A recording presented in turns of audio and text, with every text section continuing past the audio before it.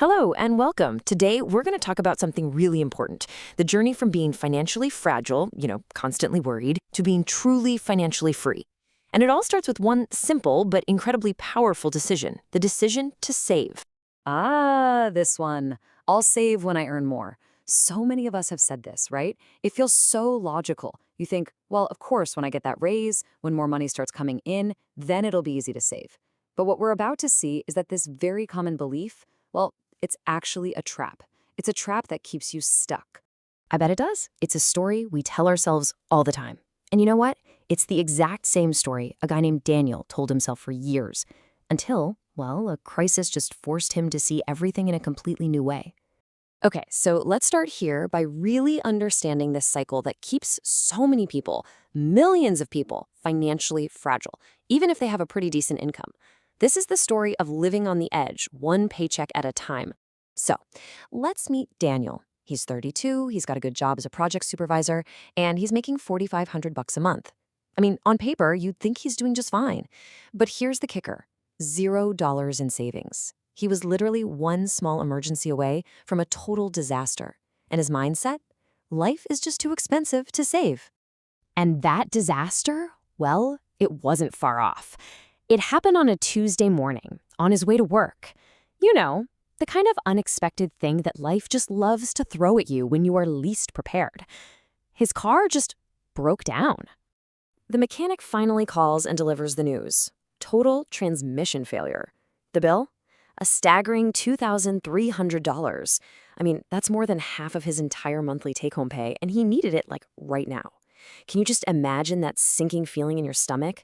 So what did Daniel have to cover it? He frantically checks his bank account.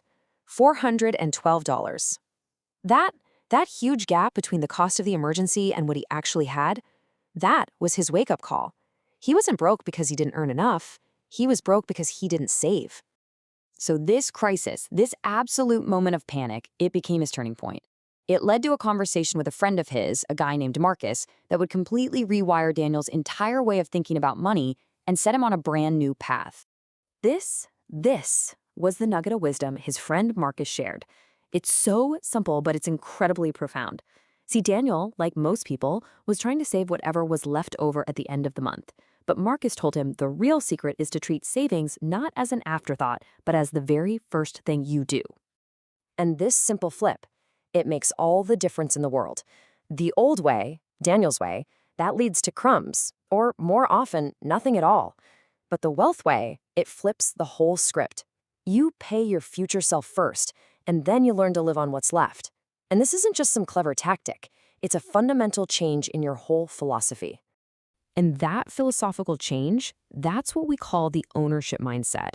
It's about shifting from thinking like a consumer to thinking like an owner. You stop focusing on what you can buy this month, and you start focusing on what you can build for your future.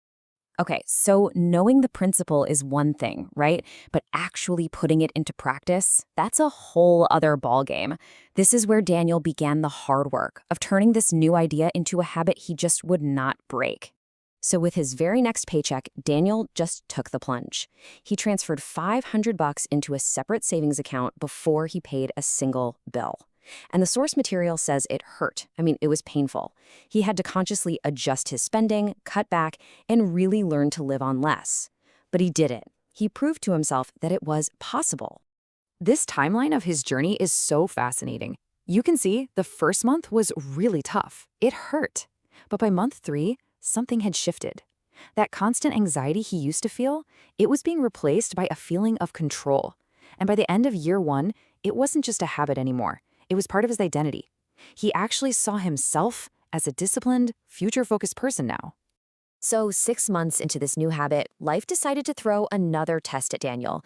But this time he was prepared. And this is where the true power of saving really starts to show itself. His company downsized, and he got laid off. Now, 6 months earlier, this would have been an absolute catastrophe. But now, with a $3,000 cushion sitting in the bank, it was just a challenge. That savings bought him time, it bought him clarity, and most importantly, it bought him leverage. He wasn't desperate, so he could take his time, negotiate hard, and he ultimately landed a better job with an even higher salary. And this is what his friend Marcus meant by power. The true value of saving isn't just the money itself. It's the peace of mind. It's the options that it creates for you. It's the freedom to walk away from a bad situation or to handle an emergency without spiraling into a panic. That is real financial power. So Daniel built his foundation. He had security. But saving is just step one. Now let's look at how he moved to the next level, how he made his money start to work for him. You see, the goal isn't just to pile up cash in a savings account. That's your safety net. That's crucial. But the real goal of building wealth is to put that money to work through investing so it can grow and multiply all on its own. Just look at this. It's the incredible, almost magical power of compounding. By investing that same $500 a month, Daniel's own contribution over 30 years adds up to $180,000. But thanks to growth, the total value is over 4 times that amount, almost $750,000. His money is doing the heavy lifting for him now. Time has become his greatest asset. So let's just recap the key principles from Daniel's journey, right? Number 1, pay yourself first. It's non-negotiable. 2, automate it. Take your emotions right out of the equation. 3, build up that emergency fund so you have security. 4, invest that money wisely for growth. And 5, be patient, let time do its thing. And when you combine all these principles, they create this powerful, repeatable formula. Look, this isn't some get-rich-quick scheme. It's a real blueprint for taking control of your own financial destiny. And here it is. It's a simple but incredibly powerful cycle. You learn so you can earn more. You save a portion of what you earn. You invest what you save. Those investments multiply. And then you just repeat the process, creating this incredible snowball of wealth over time. So we'll end with this question. Think of every dollar you have like a seed. You can consume it now, or you can plant it and let it grow into this giant tree of financial security and freedom. The choice of what to do with that very next seed, it's entirely yours. So what are you going to do with it?